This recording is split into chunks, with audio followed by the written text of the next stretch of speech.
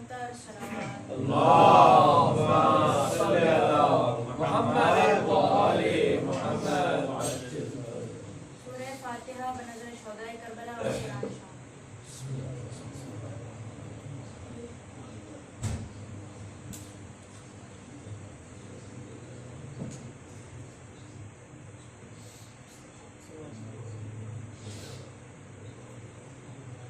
أعوذ بالله من الشيطان الرجيم. بسم الله الرحمن الرحيم.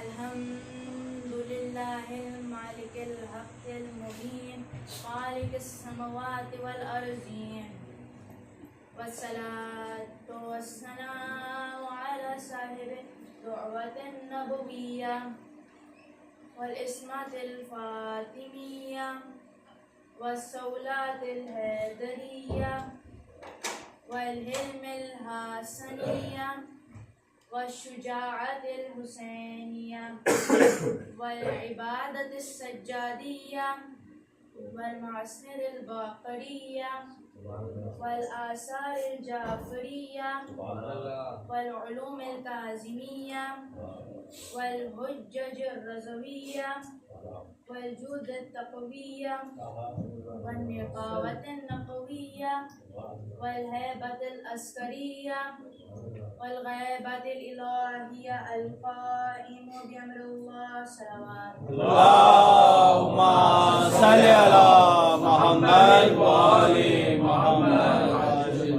تمام تعریفیں تمام حمد و ثنا اس ذات باکمال کے لیے جو اللہ اکبر ہے، جو کبیر ہے، جو مالک ملک ہے، جس کا کوئی ثانی نہیں ہے. اور درود و سلام ہو ہم سب کا محمد و آل محمد پر. اللهم صل على محمد وآل محمد. جس سے خدا نے اپنے پاک نور سے خلق کیا، جو عصمت و طہارت کے پیکر ہے. پروردگار عالم قرآن کریم فرقان حمید میں سورہ مائدہ آیت نمبر 56 میں ارشاد فرما رہا ہے: اعوذ باللہ من الشیطان الرجیم، بسم اللہ الرحمن الرحیم. وَإِذَا نَادَيْتُمْ إِلَى الصَّلَاةِ اتَّخَذُوهُ هُزُوًا وَلَعِبًا. صدق اللہ العلی العظیم. پروردگار عالم اس آیت میں ارشاد فرما رہا ہے: اور جب تم نماز کے لیے اذان دیتے ہو تو یہ لوگ اس سے مذاق اور تماشا بنا لیتے ہیں. اس کی وجہ یہ ہے کہ یہ لوگ عقل نہیں رکھتے ہیں. آگے بڑھنے سے پہلے کچھ تعارف سورہ مائدہ کا پیش کرتا ہوں. سورہ مائدہ مدنی سورہ ہے. اس میں 120 آیت ہے. مائدہ کا مطلب دسترخوان، سفرہ، کھانے سے سجی ہوئی ٹرے. اس سورہ کو سورہ مائدہ اس لیے کہتے ہیں کہ اس سورہ میں حضرت عیسیٰ کے حواریوں پر نازل ہونے والے مائدہ دسترخوان کا ذکر بھی ہوا ہے. اور اسی سورہ سے ہمیں ولایت اعماد کی روحانی غذا بھی حاصل ہوتی ہے. آیت نمبر 56 کی تلاوت اس لیے کی ہے تاکہ آج ہم اذان کی فضیلت اور اہمیت پر گفتگو کریں گے. اذان کیا ہے؟ اذان ایک نغمہ الہی ہے جس سے بدن اور روح دونوں کو سکون ملتا ہے.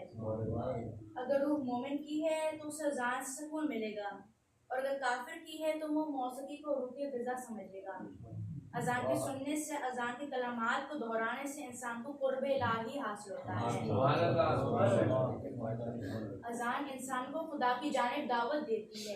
اس لیے ہمیں اذان اور مؤذن دونوں کا احترام کرنا چاہیے، کیونکہ اذان غافل انسان کو 5 بار خدا کی جانب دعوت دیتی ہے. رسول خدا نے فرمایا: اذان و اقامت کے درمیان بات چیت نہ کیجیے بلکہ دعا طلب کیجیے، کیونکہ وہ وقت دعا کی قبولیت کا وقت ہوتا ہے. اس لیے ہمیں اذان کا احترام کرنا چاہیے تاکہ ہماری دعائیں قبول ہو سکے. صلوات. اللهم صل على محمد وآل محمد. ہم آج کل کے بچے اذان کو وہ اہمیت نہیں دیتے جو ہمیں دینا چاہیے. اذان کے درمیان باتیں کر رہے ہوتے ہیں، سوشل میڈیا استعمال کر رہے ہوتے ہیں، دنیاوی کاموں میں مصروف رہتے ہیں، اور پھر کہتے ہیں کہ ہماری دعائیں قبول نہیں ہوتی. ایک مرتبہ امام رضا کے پاس ان کے صحابی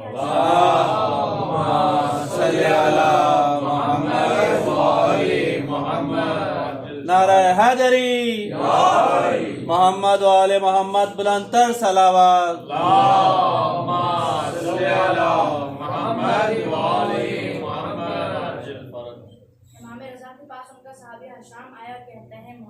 بے اولاد ہوں۔ تو امام رضا نے فرمایا اے ہشام تم اپنے گھر میں بآواز بلند اذان دیا کرو۔ ہشام نے مولا کے حکم پر اپنے گھر میں بآواز بلند اذان دینا شروع کیا تو بہت جلد خدا نے اسے اولاد کی نعمت سے نوازا۔ یہ واقعہ ہم سب کے لیے درس ہے کہ اگر ہمارے گھر میں کوئی بھی مشکل ہے، پریشانی ہے، مالی تنگی ہے، بیماری ہے، تو ہمیں خود بآواز بلند اذان دینا چاہیے۔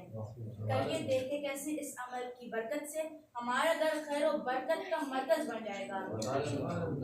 آسان الفاظ میں کہوں تو اذان گھر کی زینت کا نام ہے اور ذکر علی مجلس کی زینت کا نام ہے۔ نام مولا آئے گیا تو اپنے مولا کی شان بیان کرو۔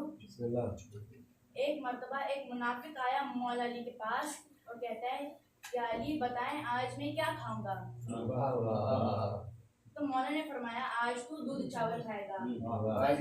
بس جواب دیا چلتا بنا کہ آج میں سب کچھ کھاؤں گا بس دودھ چاول نہیں کھاؤں گا۔ یہ سوچ کر چلا تاکہ علی کو غلط ثابت کر سکے۔ گھر پہنچا، زوجہ سے کہا کیا بنایا ہے؟ تو زوج نے کہا دودھ چاول۔ فوراً کہنے لگا نہیں کھاؤ گا کچھ اور لے آ۔ تو زوجہ نے کہا کہ آج اس کے سوا گھر پر اور کچھ نہیں ہے۔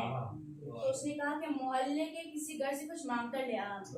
وہ گئی تھی تو معلوم ہوا جیسے آج سارے محلے نے دودھ چاول ہی پکائے تھے۔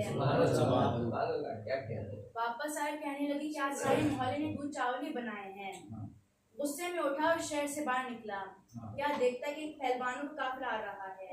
ان سے جا کر پوچھا کہ کچھ کھانے کو ہے تو ان کے سردار نے کہا ہاں۔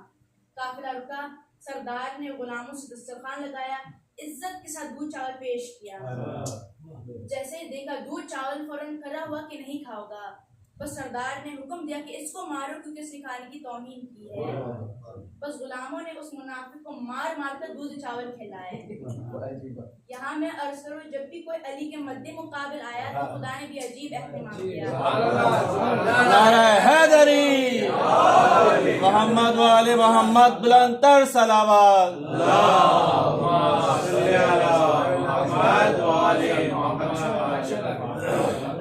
خدا جانے کون سا قبیلہ تھا، انسانوں میں سے تھا، جنوں میں سے تھا، یا خدا نے فرشتوں کو انسانی شکل میں نازل کیا کہ جاؤ دشمن علی کو مارو۔ بس شام میں مولا کی خدمت میں آیا۔ مولا نے پوچھا بتاؤ کیا کھایا آج تم نے؟ تو کہتا ہے یا علی بس دودھ چاول نہیں کھائے۔ تو مولا نے مسکرا کر فرمایا بتاتا کیوں نہیں کہ مار بھی کھائے اور دودھ چاول بھی کھائے۔ نعرہ حیدری، محمد و آل محمد بلند تر صلوات۔ صلی علی محمد و آل محمد۔ یہاں میں عرض کروں کہ اگر آپ علی کی نہیں مانو گے تو مار بھی کھاؤ گے اور ذلیل بھی ہوگے۔ اذان کے بے شمار فائدے ہیں، چند ایک پیش کرتا ہوں۔ اذان کے سننے سے انسان کا ڈپریشن ختم ہو جاتا ہے۔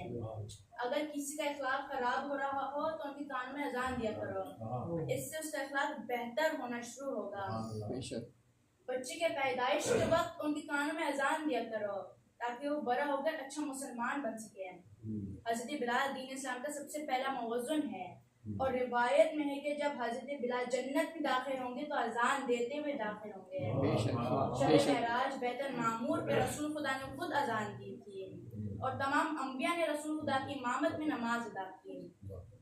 19ویں رمضان مسجد کوفہ میں مولا علی نے خود اذان دی تھی تاکہ کوفے کے مسلمان لہجہ علی میں اذان کو سن لیں۔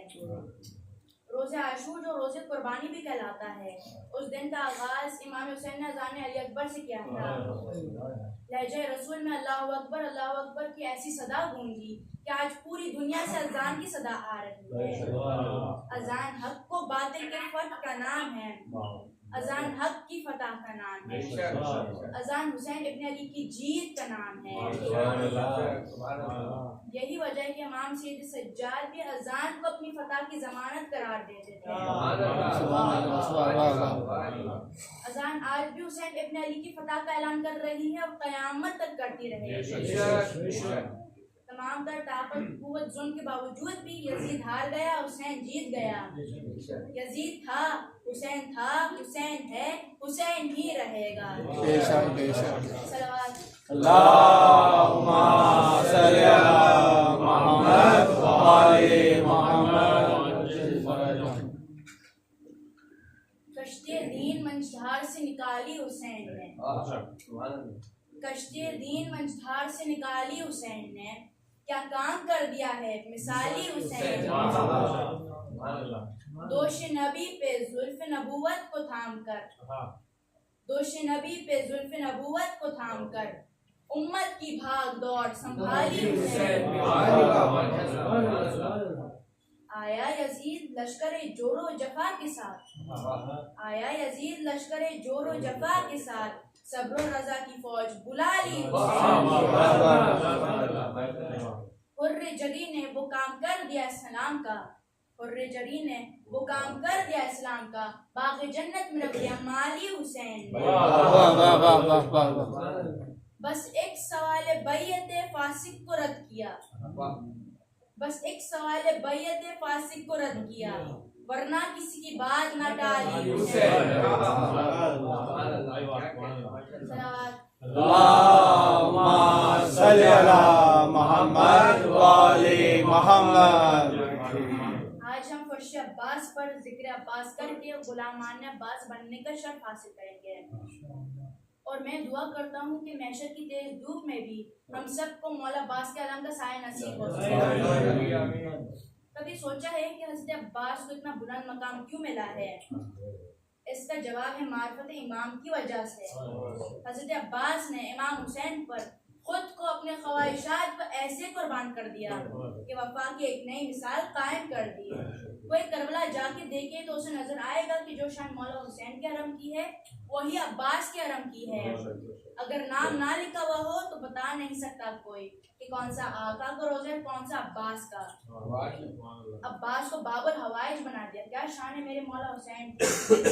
عین سے علی ہے تو عین سے عباس بھی ہے، بابا علی مشکل کشا ہے تو باب الحوائج ہے عباس۔ بھائی جوانان جنت کے سردار ہے تو قمر بنی ہاشم ہے عباس۔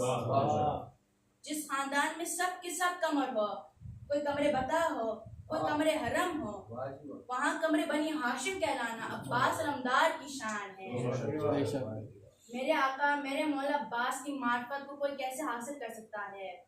عباس علی و فاطمہ کی قبول دعا کا نام ہے، عباس زینب و کلثوم کی رضا کا نام ہے، عباس سکینہ کی آس کا نام ہے، عباس حسین کی ڈھال ہے، عباس حسین کے لشکر کا نام ہے، عباس 72 کے علمدار کا نام ہے، عباس ام البنین کے خواب کی حقیقت کا نام ہے، عباس ہم عزاداروں کے لیے باب رحمت کا نام ہے۔ حضرت عباس کو مثل حیدر کرار کہا جاتا ہے، شکل و صورت میں، شجاعت میں، سخاوت میں، کردار میں، عبادت میں، رفتار میں۔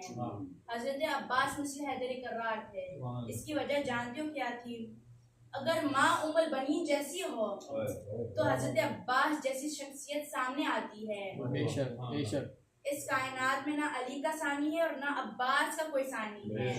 اسی تو شاعر نے فرمایا ہے کہ شیر کی آمد ہے یہ کہ رنگ کانپ رہا ہے، کہ شیر کی آمد ہے یہ کہ رنگ کانپ رہا ہے، رنگ ایک طرف چرخ کہن کانپ رہا ہے، رستم کا بدن زیر کفن کانپ رہا ہے، رستم کا بدن زیر کفن کانپ رہا ہے، ہر قصر سلاطین زمن کانپ رہا ہے۔ ارے شمشیر بقب دیکھ کے حیدر کے پسر کو، ارے شمشیر بقب دیکھ کے حیدر کے پسر کو، جبریل لرزتے ہیں سمیٹے ہوئے پر کو۔ نعرہ حیدری، محمد و آل محمد، بلند تر صلوات۔ اللہم صلی علی محمد و آل محمد عجل فرج۔ جو انداز جنگ حیدر کرار کا تھا ویسے خطرناک حملہ عباس علمدار کا تھا۔ جس طرح علی کے سر پر ضربت چلی ویسے عباس علمدار کے سر پر گرز مارا گیا۔ اس لیے ہم کہتے ہیں کہ عباس علی کے آئینے کا نام ہے۔ علی کو دیکھو تو عباس نظر آتا ہے، عباس کو دیکھو تو علی نظر آتے ہیں۔ مولا عباس کی ایک شان اور ہے جو سب سے الگ ہے۔ اس کائنات میں بن بازو کے عطا کرنے والے دو ہستیوں کی شان ہے، ایک ہے رب العالمین اور دوسرا حسین کا عباس۔ بازو تو علمدار کی کربلا میں کٹ گئے تھے، پھر بھی مانگنے والوں کو بن بازو کے بے حساب عطا کرتا ہے۔ رزق علی کے بیٹے کا سردار سکندر کھاتے ہیں، رزق علی کے بیٹے کا سردار سکندر کھاتے ہیں، عرشی فرشی نوری خاکی مست قلندر کھاتے ہیں۔ کیا شرف یہ بخشا ہے حسین کی ماں نے غازی کو، کیا شرف یہ بخشا ہے حسین کی ماں نے غازی کو، ہاتھوں والے صدیوں سے بے ہاتھ کلنگر کھاتے ہیں۔ اللہم صلی علی محمد وآل محمد وعجل فرجهم۔ اللہم صلی علی محمد وآل محمد۔ ہاں زارو، آج ہمیں حسین کے اس فرزند کا ماتم کرنا ہے جو شبیہ رسول ہے، جو حسین کے آنکھوں کا نور ہے، جو حسین کے دل کا قرار ہے، جو حسین کی دعاؤں کا ثمر ہے۔ میرے مولا کو اپنے نانا رسول سے اور نانا رسول کا آقا حسین سے بے حد محبت تھی۔ رسول کی شہادت کے بعد حسین کا دل نانا کی زیارت کو طرف تھا، تو خدا نے اسے علی اکبر عطا کیا۔ افسوس علی اکبر کی آنکھیں رسول جیسی تھی، علی اکبر کے رخسار رسول جیسے تھے، علی اکبر کا چہرہ رسول جیسا تھا، علی اکبر کا چلنا رسول جیسا۔ افسوس جسے دیکھ کر رسول کی یاد آتی ہو، فوج عشقیہ نے اسی اکبر کو 3 دن بھوکا پیاسا شہید کر دیا۔ روزہ عاشور کی اذان شہزادہ علی اکبر نے دی، اور جب اللہ اکبر کی صدا بلند ہوئی تو خیموں میں تمام بیویاں رونے لگی اور صف میں کھڑے ہوئے تمام نمازی رونے لگے۔ بس جنگ شروع ہوئی، اصحاب شہید ہو گئے، انصار شہید ہو گئے۔ اب خاندان بنی ہاشم کی باری آئی۔ علی اکبر نے مولا حسین سے جنگ کی اجازت مانگی۔ خدا یہ وقت کسی باپ پر نہ لائے کہ جوان بیٹا باپ سے مرنے کی اجازت مانگ رہا ہو۔ مولا نے اجازت دی، مگر افسوس مظلوم امام ہے۔ مولا نے فرمایا، اے علی اکبر، دل چاہتا ہے بیٹا آج تیرے سر پر امامہ اپنے ہاتھوں سے باندھ لوں، خدا آپ کو کوئی غم نہ دے۔ ہر باپ کا ارمان ہوتا ہے کہ اپنے ہاتھوں سے فرزند کے سر پر سہرا باندھ دے، مگر افسوس حسین کی غربت اور حسین کا ارمان۔ علی اکبر آگے بڑھے، اپنے بوڑھے باپ کے سامنے 2 زانو ہو کر بیٹھے۔ ایک غریب باپ نے بیٹے کو ماما باندھنا شروع کیا اور فرماتے جاتے ہیں، اِنَّا لِلَّهِ وَإِنَّا إِلَيْهِ رَاجِعُونَ۔ مولا نے اپنے ہاتھوں سے فرزند کو گھوڑے پر سوار کیا۔ عزیزانو، مجھے نہیں معلوم حسین کے دل پر کیا گزری ہوگی، بس جیسے گھوڑے نے رفتار پکڑی حسین کے دل کے دھڑکنیں تیز ہوئی ہوں گی اور حسین کے قدموں کی رفتار بھی تیز تھی۔ اب بوڑھا حسین، 3 دن کا بھوکا پیاسا حسین علی اکبر کی سواری کے پیچھے پیچھے چلا آ رہا ہے۔ علی اکبر نے محسوس کیا کہ کوئی پیچھے پیچھے آ رہا ہے۔ اب جب مڑ کر دیکھا تو بوڑھا باپ تیز تیز قدموں سے اپنے بیٹے کے سواری کے پیچھے پیچھے چلا آ رہا ہے۔ علی اکبر نے گھوڑے کو روکا اور رو کر فرمایا، بابا آپ نے خود ہی تو جنگ کی اجازت دی ہے، پھر یہ زحمت کیوں؟ امام حسین نے رو کر فرمایا، اے علی اکبر، تیرا کوئی اکبر جیسا بیٹا نہیں ہے۔ ہاں عزیزانو، کوئی باپ دنیا میں حسین کا غم نہیں سمجھ سکتا، کسی کا فرزند علی اکبر جیسا کہاں ہے۔ بس جنگ شروع ہوئی، در خیمہ پر مار کپیاں ہیں اور میدان میں حسین۔ علی اکبر نے کیا جنگ کی، فوج عشقیہ کو حضرت حمزہ اور حضرت علی کے وار یاد دلا دیے، مگر 3 دن کا بھوکا پیاسا زہر سے کب تک لڑتا؟ ایسے میں ملون نے نیزہ علی اکبر کے سینے پر مارا، علی اکبر چیز زمین پر آئے۔ ہاں حسین نے یہ خونی منظر، یہ خونی منظر اپنے آنکھوں سے دیکھا اور بس حسین کی آنکھوں کی بینائی چلی گئی۔ حسین کبھی گرتے ہیں، کبھی گرتے ہیں۔ حسین علی اکبر کے پاس پہنچے تو کیا دیکھا کہ جوان بیٹا کلیجے کی تکلیف سے زمین پر رہا ہے۔ میرے مولا نے چاہا کہ برچی کا پل علی اکبر کے کلیجے سے نکال دے تاکہ بیٹے کو مرتے وقت کچھ آرام آئے۔ ہاں عزیزانو، ہاں یہ حسین ہے، یہ حسین ہی کا جگر ہے۔ بس حسین نے اپنے دونوں گھٹنے زمین پر رکھے، ایک ہاتھ علی اکبر کے سینے پر رکھا، ایک ہاتھ برچی کے پل پر نجف کا رخ کیا، یا علی مدد کہا اور جیسے برچی کا پل کھینچا علی اکبر کا کلیجہ بھی پھر زمین آسمان میں کوہرام ماتم بپا ہوا۔ آؤ حضرت ابراہیم، آؤ حضرت اسماعیل، دیکھو صبر حسین، جوان بیٹا مر گیا، حسین کی آنکھوں پر پٹی بھی نہیں تھی۔ ہاں ہزاروں قیامت کے دن چل رہے ہیں، آج ہر مخلوق حسین کے غم میں آنسو بہا رہی ہے۔ آج صرف عزاداروں کا جگر غم سے نہیں پھٹ رہا ہے، بلکہ آج کے دن رسول خدا علی فاطمہ حسن اور تمام ائمہ گریہ کناں ہیں۔ انبیاء ماتم میں مصروف ہے، جن و ملائک فریاد کر رہے ہیں، خود امام زمانہ سر و سینہ پیٹ رہے ہیں۔ آپ نے تو دل کے آنکھوں سے کربلا کا منظر دیکھا ہے تو رو رو کر یہ حال ہے۔ امام زمانہ کی آنکھ بھی زخمی ہے، دل بھی زخمی ہے۔ امام زمانہ بھی ظہور کے منتظر ہے تاکہ امام حسین کے قاتلوں سے بدلہ لے سکیں۔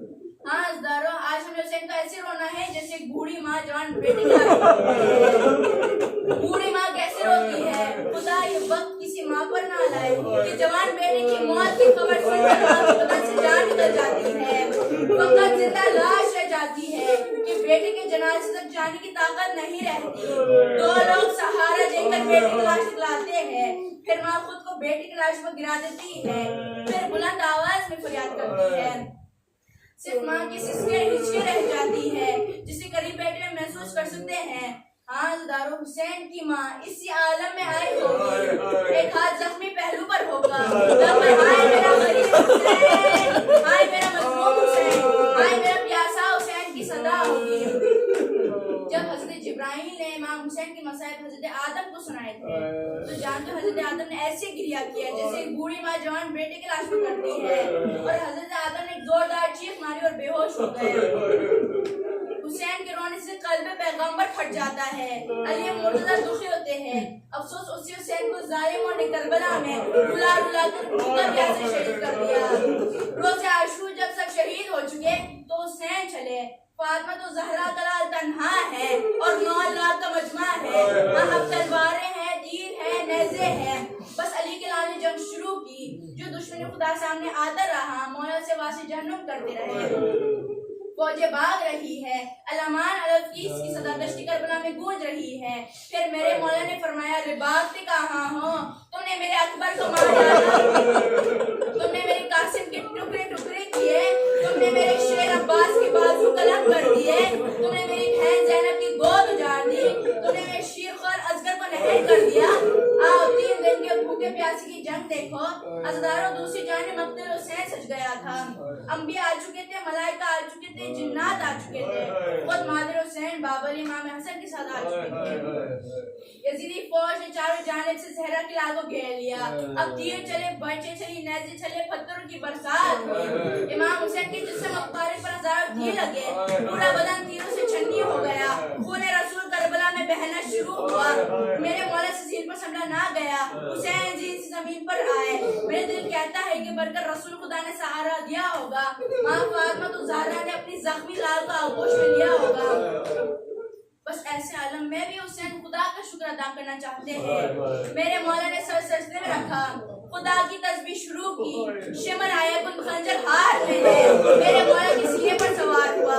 امام نے فرمایا اے شیخ، بڑی با عظمت جگہ پر سوار ہو گیا ہے، جانتا یہ سینہ امر الہی کا خزینہ ہے، امر امامت کا خزینہ ہے۔ اے شمر جانتا ہے میرے نانا رسول خدا مجھے آغوش میں بٹھا کر میرے کرتے کے بٹن کو کھولتے تھے، سینے کے بوسے لیتے تھے، گریہ کرتے تھے، کیونکہ وہ جانتے تھے کہ سینے پر قاتل سوار ہوگا، یہ سینہ گھوڑوں کی ٹانگوں سے پامال کیا جائے گا۔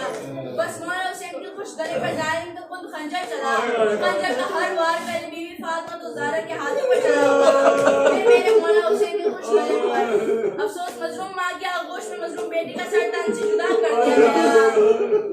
جشن کے نگارے بجائے گئے، امام حسین کے لاشی کو لٹایا جا رہا ہے، کسی نے مولا کا کرتا لے لیا، کسی نے مولا کا امامہ لے لیا، کسی نے مولا کا کمر بند لے لیا۔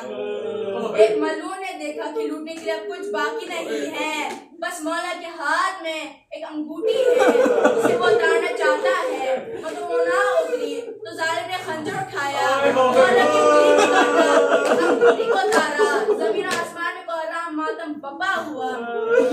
انبیاء رو رہے ہیں، ملائکہ رو رہے ہیں، جنات رو رہے ہیں، جنت پرند فریاد کر رہے ہیں، ارے بیوی پرسہ قبول کیجئے، عزادار رو رہے ہیں۔ اِنَّا لِلَّهِ وَإِنَّا إِلَيْهِ رَاجِعُونَ۔